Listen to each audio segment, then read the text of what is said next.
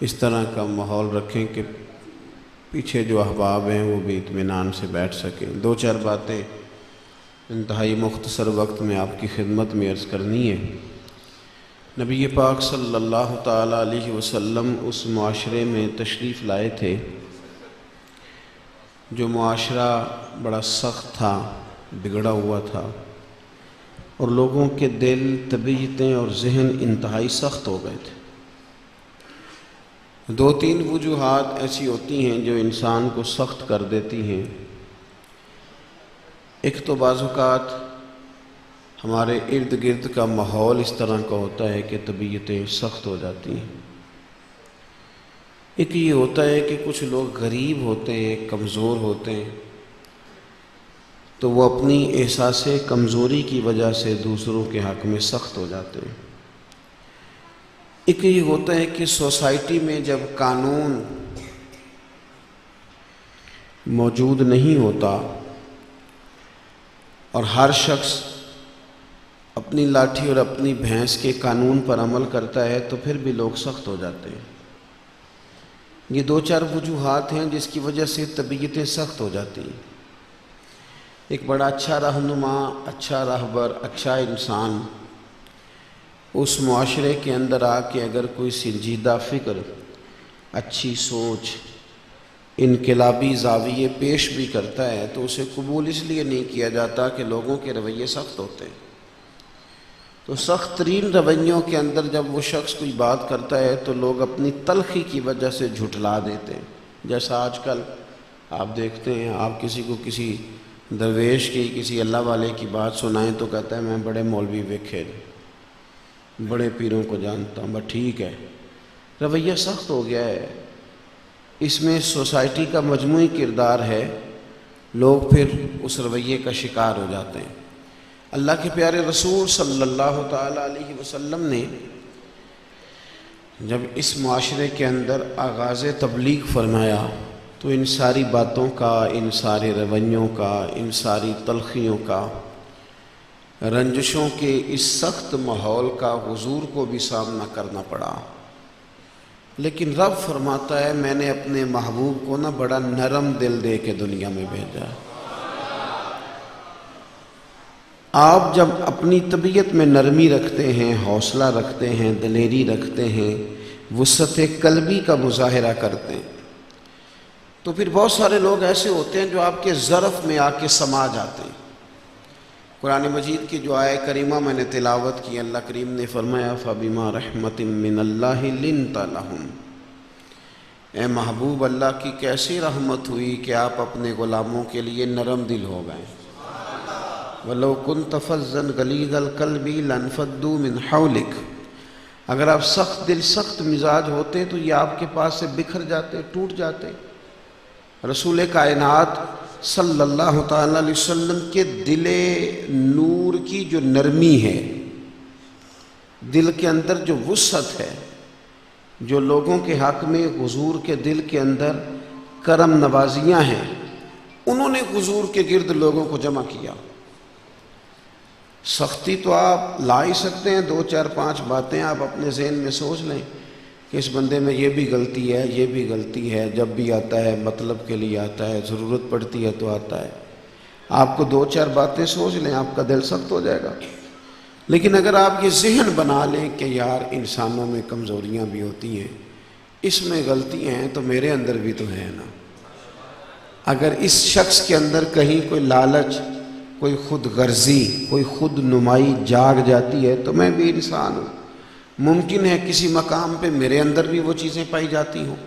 تو رسول کریم صلی اللہ علیہ وسلم کی قلب اطہر کی وہ خوبصورت سی نرمی آپ اندازہ کریں۔ حضور جب طائف تشریف لے گئے تو ان لوگوں نے روڑے مارے۔ یہ تقریریں ہیں، یہ کرنی اب آسان ہے، لیکن اس نہج پہ اپنے آپ کو کھڑا کرنا، مطلب میں آیا ہوں تو کوئی بندہ کرتا تلخی میرے ساتھ تو ہو سکتا ہے وہیں سے واپس چلا جاتا۔ یہ آپ کو پتہ نہیں میں ماں جناب تبلیغ کرنے آئے ہیں اور آپ کو پتہ ہی نہیں ہے کہ استقبال کیسے کرنا ہے۔ یعنی تقریریں کرنا تو بڑا شستہ سا عمل ہے، لیکن اس کی جب آپ ذائقے کے قریب جاتے ہیں کہ جو میں کہہ رہا ہوں اس کی لذت کیا ہے، تو وہ چیزیں کئی دفعہ مشکل نہیں کٹھن محسوس ہوتی ہیں۔ اس لیے ہمارے رویے تلخ ہیں، ترش ہیں۔ لوگ لڑنے کو نہیں، اب تو نوچنے کو دوڑتے ہیں۔ سختی آ گئی۔ حضور تشریف لے گئے اور جا کے انہیں پیغام حق دیا تو انہوں نے جواب میں پتھر مارے۔ اوباش لڑکوں کو حضور کے پیچھے لگایا، معاذ اللہ ثم معاذ اللہ، نقل کفر کفر نہ باشد۔ بڑی عجیب و غریب قسم کی گفتگو کریم کے ساتھ کی۔ آپ کتنے کو سخت ہو جاتے ہیں، آپ واپس آ کے کہتے ہیں یار ان کو پتہ ہی نہیں ہے، مہمان نوازی کا ہی نہیں پتہ، طریقہ کوئی نہیں، بلا لیا تھا، انداز ہی نہیں آتے، سلیقہ مندی نہیں ہے، کوئی مطلب شعور ہی کوئی نہیں۔ کتنی بندہ باتیں سناتا ہے، فلانے کے دروازے پہ اتنی دیر کھڑا رہا ہوں، اس نے دروازہ نہیں کھولا، فلاں کے گھر جا کے بیٹھ گیا ہوں، پانی نہیں پوچھا، یہاں روڑے مارے۔ طبیعت کو جتنی تکلیف دے سکتے تھے دی، وجود نور کا پورا ہر حصہ زخمی محسوس ہوا، لیکن کریم محبوب واپس جب آ رہے تھے تو ایک باغ میں قیام کیا۔ حضرت زید بن حارثہ رضی اللہ تعالیٰ عنہ نے عرض کی حضور دعا کرے یہ تباہ ہو جائیں۔ آپ اٹھائیں ہاتھ، آپ میری بات کو اگر سمجھے تو طبیعت سخت ہو جاتی ہے، دل سخت ہو جاتا ہے، انسان نرم رویہ نہیں رکھ پاتا، بلکہ ایک دفعہ نہیں، دو دفعہ نہیں، 100 دفعہ بندہ ایسے شخص کے بارے میں بیان کرتا ہے کہ اس کو تو پتہ ہی کوئی نہیں، تمیز ہی کوئی نہیں۔ لیکن یہ کہ روڑے مارے، تکلیف دی، یا رسول اللہ آپ دعا کریں یہ تباہ ہو جائیں۔ حضرت زید کہتے ہیں حضور نے ہاتھ اٹھا دیے، میں سمجھا یہ تباہ ہونے لگے ہیں، پر حضور نے ہاتھ اٹھاتے ہی دعا مانگی، کہا اللہم اہدی قومی فإنہم لا یعقلون، یا اللہ انہیں ہدایت دے دے، انہیں پتہ ہی نہیں یہ کیا کر رہے ہیں۔ میں نے فوراً عرض کی یا رسول اللہ ایک بندے نے بھی خیر کا جملہ نہیں کہا، تکلیف دی، آپ پھر بھی دعائیں مانگ رہے ہیں؟ چلیں کوئی ایک شخص تو اٹھتا، ایک تو بڑھتا، ایک تو بات کرتا، اور آپ ہیں کہ دعائیں کر رہے ہیں۔ تو حضور کے بڑے دل کا جو جذبہ ہے اور حوصلے کے اندر جو وسعت اور توانائی اور گہرائی ہے، اس کو آپ دیکھیے حضور کیا فرماتے ہیں۔ یہ نوجوان ذرا غور کریں، جو پوری 6 مہینے نماز نہیں پڑھتے تو ولی بننے کا ارادہ بھی کر لیتے ہیں، جو کہتے ہیں کہ مجھے سال ہو گیا دیانتداری سے کام کرتے تو انقلاب کیوں نہیں آ رہا، جو کہتے ہیں کہ جناب اتنے دن تو ہو گئے مجھے جناب درود تاج پڑھتے تو ابھی تک میرے اندر فلاں ولایت کیوں نہیں جاگی۔ یہ تو دعویٰ ہے آپ کا کہ آپ کہیں مجھے ولی بنا لیا جائے، یہ تو دعویٰ ہے۔ رب کا بندہ دعویٰ نہیں کرتا، وہ تو اس کی بارگاہ میں جب بھی کرتا ہے عاجزی کرتا ہے، وہ تو عاجزی کرتا ہے، انکساری کرتا ہے، وہ دعوے تھوڑی کرتا ہے۔ یا رسول اللہ ایک بندے نے بھی مانا اور آپ دعا کر رہے ہیں، تو یہ بڑے دل کی باتیں ہیں۔ حضور فرمانے لگے یہ سوچ ہے نا، آپ جس طرح کی سوچ بنا لیں گے آپ کا دل بھی اسی طرح کا بن جائے گا۔ حضور فرمانے لگے زید نہیں، نہ مانا انہوں نے تو نہ مانے، میں پھر بھی تباہی کی دعا نہیں کروں گا، اس لیے کہ مجھے امید ہے یہ نہیں مانتے تو ان کی آنے والی نسلیں کلمہ پڑھ کے مسلمان ہو جائیں۔ نہیں، اگلی نسل سے امید وابستہ کر لیتے ہیں، کمزور پڑنے کی کیا ضرورت ہے، مایوس ہونے کی کیا ضرورت۔ اگلی نسل، ان کی پشتوں سے صلبوں سے اللہ ایسے لوگ پیدا کر دے گا جو کلمہ پڑھیں گے۔ حضرت زید کہتے ہیں لوگوں پھر زمانے نے وہ وقت دیکھا جب سارے کا سارا طائف کلمہ پڑھ کے مسلمان ہو گئے۔ تو دلوں کی نرمی، یہ میلاد شریف کے جو مواقع ہیں یہ ہمیں قلبی طور پر وسیع و ظرف ہونے کا درس دیتے ہیں۔ اگر آپ کا حوصلہ بڑا محدود سا ہے، اگر آپ کی طبیعت بڑی چھوٹی سی ہے، اگر اپنے ظرف کے اندر آپ کمزوری پاتے ہیں تو 2 قدم نہیں چل سکتے۔ جن لوگوں کو تھوڑا سا بڑا بننے کا شوق ہے نا، پیر صاحب ہونے کا، علامہ صاحب ہونے کا، خطیب صاحب ہونے کا، امام صاحب ہونے کا، اور والد صاحب ہونے کا، اور خاندان کا بڑا ہونے کا، وہ سمجھ لیں کہ ان کے لیے سب سے ضروری یہ ہے کہ ان کا دل بڑا ہو، ان کا دل بڑا ہو۔ اگر آپ بچے غلطیاں بھی کریں گے، کمزور بھی پڑیں گے، کچھ ایسی حرکتیں بھی کریں گے جو انتہائی ناقابل برداشت ہوں گی، اگر آپ کو بڑا بننا ہے اقبال نے کہا تھا کوئی کارواں سے ٹوٹا کوئی بدگماں حرم سے، کیونکہ میرے کارواں میں نہیں خوب دل نوازی۔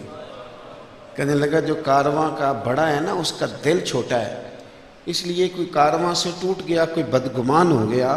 یہ بندہ چھوٹے حوصلے کا تھا، اس کا ظرف چھوٹا تھا۔ دل جتنے بڑے کر لیں گے، حوصلے جتنے، ہم اس محبوب کے ماننے والے ہیں جس قریب محبوب علیہ السلام نے فرمایا تم جمعہ پڑھنے بھی آؤ تو گردن نہ پھلانگ کے آنا، اللہ کے گھر میں بھی آؤ نا تو کسی کے اوپر سے نہ گزرنا، تمہیں جہاں جگہ ملے۔ یا رسول اللہ میں تو مفتی صاحب ہوں،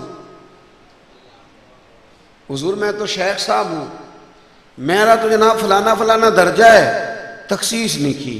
فرمایا کوئی بھی ہو نا، جہاں جگہ ملے وہاں، کیوں کہ صدر اسلام آباد میں بیٹھا ہو تو پھر بھی صدر ہے، اور اپنے گھر چلا جائے تو پھر بھی صدر ہے، دورہ کرنے آئے تو پھر بھی وہ کوئی نشست کے ساتھ صدر ہوگا۔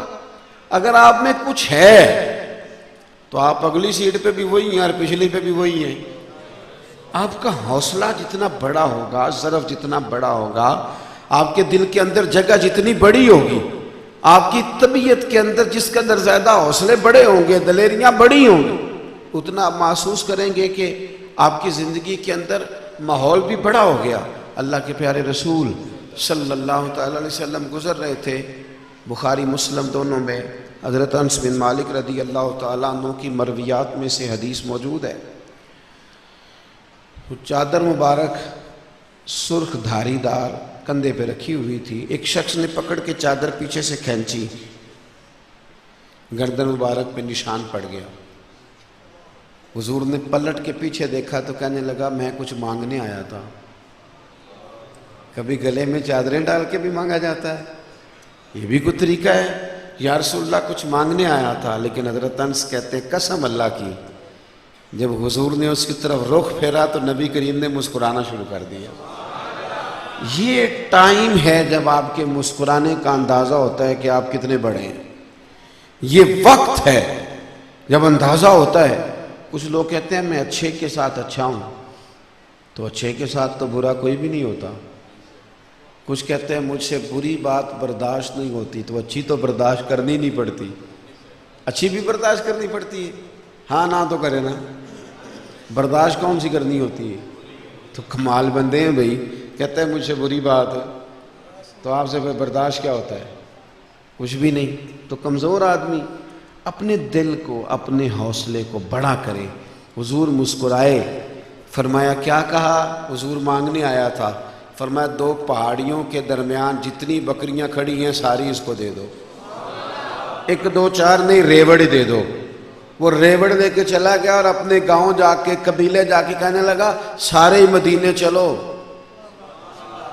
حضور تو اتنا نواز دیتے ہیں کہ غریبی کا ڈر بھی رخصت ہو جاتا ہے، سارے مدینے چلو۔ چلو نہیں سخیو نبی کے در پر، بڑا سخی ہے کریم پرور، وہ تو بڑا نوازتے ہیں۔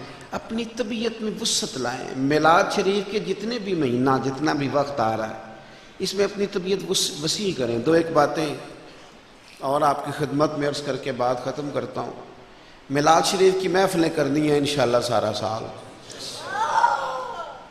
بالخصوص یہ مہینہ تو ضروری ہوتی ہیں، ویسے تو سارا سال ہی ہوتی ہیں۔ اس کو بھی تھوڑا سا مینج کر لیں، کوئی کام بھی مینج کر کے کیا جائے تو ذرا صحیح ہو جاتا ہے۔ ایک تو آپ کسی چیز میں بھی اس طرح کا ماحول نہ پیدا کریں کہ محسوس ہو کہ ابھی محفل شروع ہی نہیں ہوئی۔ آپ نے جس کو مقامی نعت خواہ کہہ دیا اسے اصل نعت خواہ بھی کہہ دیں تو کیا حرج ہے؟ مقامی ہے پر حضور کی نعت تو پڑھ رہا ہے کہ نہیں؟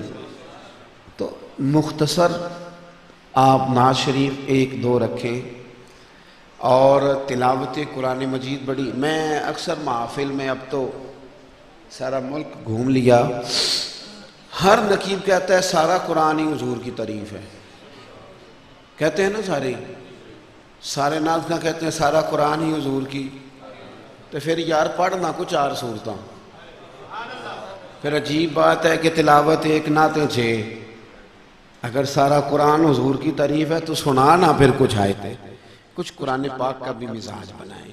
ان سے کہیں یار آج اس طرح کر سورت والضحیٰ کا ترجمہ سنا، سورہ الم نشرح، کچھ نہیں تو سورت کوثر کا ہی ترجمہ کر دے۔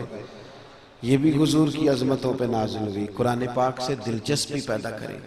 حضور آئے ہیں نا تو نبی پاک کے ساتھ قرآن بھی آیا ہے، قرآن پاک کے ساتھ اپنا ذوق پیدا کریں۔ دوسری بات، نعت شریف ایک حسن کا نام ہے، ایک خوبصورتی کا نام ہے۔ نعت کا معنی یہ ہے کہ آپ نبی پاک علیہ السلام کے اوصاف بیان کر رہے ہیں، تو حضور کی صفت جو بندہ کرے اسے کرنی بھی بڑے سلیقے سے چاہیے۔ یہ نہ ہو کہ وہ اسٹیج پہ گھوم کے ادھر چلا گیا ہے، پھر گھوم کے ادھر آ گیا۔ اور کئی جگہوں پہ نعت اس طرح ہوتی ہے کہ سمجھ ہی نہیں آتی کیا پڑھا جا رہا ہے۔ نعت کو نعت رہنے دیں، اس کے تقدس کا خیال کریں، اس کی عظمتوں کا خیال کریں۔ اور نعت کسی مستند شاعر کی پڑھیں۔ مستند شاعر، شاعری بھی باقاعدہ ایک صنف ہے۔ یہ شعر صحیح نہ لکھا ہو تو شاعر کا دل کرتا ہے کہ میں ماروں اس کو، اس لیے کہ شاعری بذات خود ایک فن ہے۔ تو اچھے خوبصورت شعراء، بہترین اردو شاعری اعلیٰ حضرت فاضل بریلوی کی ہے، اور یہ وہ والی شاعری ہے جس شاعری پر پی ایچ ڈی کے مقالے لکھے جا رہے ہیں۔ اتنی کمال شاعری، یوں دیکھیے نا، کہتے کیا ہے، ان کی مہک نے دل کے گنچے کھلا دیے۔ یہ نہیں کہتے میرے ناک کو بڑا مزہ آیا ہے سونگ کے، یہ نہیں کہتے دیکھ، ان کی مہک نے دل کے، اور جس راہ چل دیے ہیں کوچے ہی بسا دیے ہیں۔ بس حضور گزر گئے تو گھر بس گیا، جس راہ چل دیے ہیں کوچے بسا دیے ہیں۔ اور پھر فرماتے ہیں اللہ کیا جہنم اب بھی نہ سرد ہوگا، رو رو کے مصطفیٰ نے دریا بہا دیے۔ پھر فرمانے لگے کہ میرے کریم سے گر قطرہ کسی نے مانگا دریا بہا دیے۔ اس نے قطرہ مانگا تھا، حضور نے اس کی طرف دریا کا منہ کھول دیا، دریا بہا دیے ہیں، در بے بہا دیے۔ تو اعلیٰ حضرت کی نعت پڑھیں، استاد زمن مولانا حسن رضا کی نعت پڑھیں، حضرت پیر سید مہر علی شاہ صاحب کی نعتیں پڑھیں، آپ بزرگوں کا کلام پڑھیں۔ یہ جو نعت کا کہتے ہیں نا میں تازی نعت سنانے لگا ہوں تو اسے کہ یار تازی رہنے دیکھو پرانی ٹھیک ہے، وہ ہمارے لیے دیکھیں نا، کبھی یہ لفظ پرانا ہوا ہے، بلغ العلا بکمالہ کشفت دجا بجمالہ حسنت جمیع اور صلو علیہ وآلہ، یہ پرانا ہو سکتا ہے؟ کبھی پرانا ہوا ہے مولا صلی وسلم دائما ابدا علی حبیبک خیر الخلق کل، یہ پرانا ہو سکتا ہے؟ سونی نعت پڑھیں۔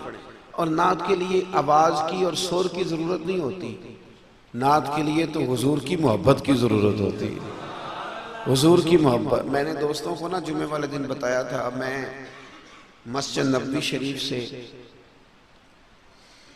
تھوڑا باہر نکل گیا، ایک سائیڈ پہ تو ایک کونے میں گلی میں نا ایک بوڑھی اماں ضعیف کسی کا انتظار کر رہی تھی، اور شادی کپڑے بتا رہے تھے کہ بی بی شادی ہے، تو سور نہیں، سنگیت نہیں، کوئی شعر نہیں، اور کوئی شعر میں بھی زیادہ وزن نہیں، لیکن اماں چونکہ رو رہی تھی نعت پڑھتے، اور وہ والا رونا نہیں رو رہی تھی کہ جس رونے میں بھی کئی دفعہ آنسو دکھانے کی کوشش کی جاتی ہے، اس رونے میں تڑپ تھی، درد تھی، اور شعر کتنا سادہ تھا، کہہ رہی تھی ویکھو نہیں ویکھو اب ویکھو نہیں ویکھو کڈے کرم کمائے سو، میرے دے گندے مندے بھی در تے بلائے سے۔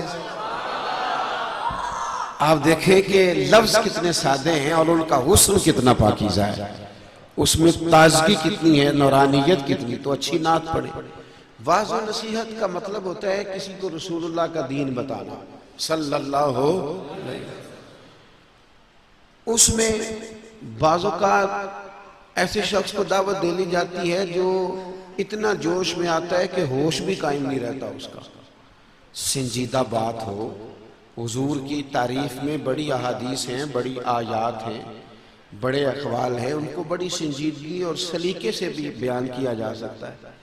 اچھے، اور پھر جو آپ کی مسجد کا خطیب ہوتا ہے وہ تو ہر جمعے حضور کی تعریف آپ کو سناتا ہے، اسی سے سن لیں۔ اور میں نے کہا کتاب و سنت کبھی پرانا نہیں ہوگا، جو 5 سال پہلے حضور کی تعریف میں حدیث سنی تھی آج پھر سن لیں۔ اس لیے کہ جتنی بار سنو گے دل اتنی بار ٹھنڈا ہوگا. اور پھر آپ سلام پڑھیں. اور سلام تو ایک ایسی چیز ہے، درود و سلام تو ایک ایسا ذائقہ ہے، اللہ اکبر، کہ ایک بار بندے کی زبان سے نکلے تو 10 رحمتوں کا نزول ہوتا ہے. اور دعا ویسے عبادت کا مغز ہے. پھر آخری بات آتی ہے لنگر شریف کی. میرا نہیں خیال کہ جو لنگر ہمارے بیٹے کے نام سے منسوب ہو وہ ہم چھت سے پھینکتے ہیں. ولیمے کا لنگر کبھی کسی نے شاپر میں ڈال کے چھت سے پھینکا ہے؟ بولو. عقیقے والے دن تو میلاد کا کیسے پھینک لیتے ہو؟ وہ تو بیٹے کے ساتھ منسوب تھا، یہ تو مدینے والے کے ساتھ منسوب ہے. چھتوں سے لنگر پھینکنا اور ڈبے پھینکنا اور رویہ اتنا عجیب و غریب رکھنا. اور ایک اور بھی میری گزارش ہے مشائخ اور علماء سے معذرت کے ساتھ، میری یہ خواہش ہے کہ میلاد کی روٹی ایک جیسی ہو، پیر صاحب کی بھی اسی طرح کی ہو اور مرید صاحب کی بھی اسی طرح کی ہو. کیوں؟ اس لیے کہ پیر صاحب تو روز ککڑ کڑائی کھاتے ہیں. تو آج لوگ غریب آئے ہیں میلاد میں، اور میلاد آیا بھی غریبوں میں تھا، رہ بھی غریبوں میں ہی گیا ہے. تو اگر غریب گھروں میں نا اگر گوشت پڑ بھی جائے نا چاولوں میں، تو غریب بچوں کو نا چاول ملتے ہیں، بوٹیاں نہیں ملتی. میں نے زیادہ بوٹیاں کھانی ہیں، غریب کا بچہ ضد کرتا ہے. تو اگر اس کا ابا میلاد شریف والی شام اسے لے آئے گا نا ساتھ، اور اچھے طریقے سے بٹھا کے کھانا کھلا رہا ہوگا، تو 2-3 بوٹیاں اسے ملیں گی. تو اس کا پتر پوچھے گا 3 سال کا کہ ابا جی آج کی یہ؟ تو میرا خیال ہے پھر میلاد کا رٹا نہیں لگوانا پڑے گا. اسے یاد ہو جائے گا جب اس کا باپ کہے گا کہ پتر جس دن غریبوں کو بھی رج کے روٹی ملے وہ میرے نبی کے میلاد والا دن ہوتا ہے، وہ میلاد شریف والا دن ہوتا ہے. تو یہ بھی ماحول اس طرح کا بن جاتا ہے کہ غریب جھپٹ رہے ہوتے ہیں دیگ پہ، اور وہ نعت خواں، اللہ خیر کرے جس نے 40 ویسے کیش لے لیا ہے، اس کے لیے آپ نے بڑے حلوے شلوے اور بڑی جناب غذائیں بنا کے رکھی ہوتی ہیں. میرا خیال ہے وہ بھی مان ہی جائیں گے اگر ایک طرح کا لنگر ہوگا. اور ویسے بھی سوسائٹی میں جن چیزوں کا رواج ڈال دیا جائے ان کا رواج پاڑی جاتا ہے، جن کا ڈال دیا جائے ان کا. وہ میں ایک مدرسے کی تقریب میں تھا، بس بات ختم کرنے لگا تو ایک صاحب کہہ رہے تھے جی میں کدی مدرسے دی روٹی چکھی ہی نہیں، نیک آدمی ہے، میں نہیں کدی چکھی. تو میری باری تھی بعد میں نے کہا تسی چکھیا کرو تو انہوں پتہ لگے بال کے انجی دی کھاندے نے. اب مہربانی کرو بلکہ وہی کھایا کرو، گھر بھی کھڑو پتہ چلے کہ طالب علم بیچارے روٹی کس طرح کی کھاتے ہیں. تقوی بدل لیں. آپ نے کیوں چکھنی ہے بھائی؟ آپ تو پیر صاحب ہیں، علامہ صاحب ہیں، محتمم صاحب ہیں، فلان صاحب ہیں، آپ تو کھائیں گے اپنی مرضی کی غذائیں. یہ تو بیچارہ وہ اقبال نے کہا کہ مرید بیچارے کو میسر نہیں مٹی کا دیا گیا، اور گھر پیر کا بجلی کے چراغوں سے ہے روشن. تو اس لیے آپ کم از کم میلاد شریف، اور کوئی ضرورت نہیں کسی سے 40,000 چندہ لے کے بے نمازی کو میلاد کے سٹیج کی صدارت میں بٹھانے کی. جب اس نے پیسے دیے ہیں، مسجد کبھی آیا نہیں تو وہ میلاد کی محفل کا صدر بن گیا. ہاں اچھا آدمی ہو، نمازی ہو، پرہیزگار ہو، بادشاہ ہو تو حرج بھی کوئی نہیں. بہترین بندہ وہ ہے جسے میلاد کے سٹیج پہ بٹھایا جائے جو فجر کی اذان آ کے مسجد میں پڑھا کرتا ہے، اور جو مسجد وقت پہ کھولتا ہے، خدمت کرتا ہے. آپ اپنا رویہ بدلیں گے تو سوسائٹی کا ماحول اور معاشرے کا رنگ بھی بدل جائے گا. اللہ تعالیٰ کی بارگاہ میں یہ دعا کرتا ہوں حافظ صاحب کو اللہ تعالیٰ برکتیں عطا فرمائے، اور ان کے معاونین کو اللہ اجر عظیم عطا فرمائے. ہم سب کا یہاں حاضر ہونا اپنی بارگاہ میں مستجاب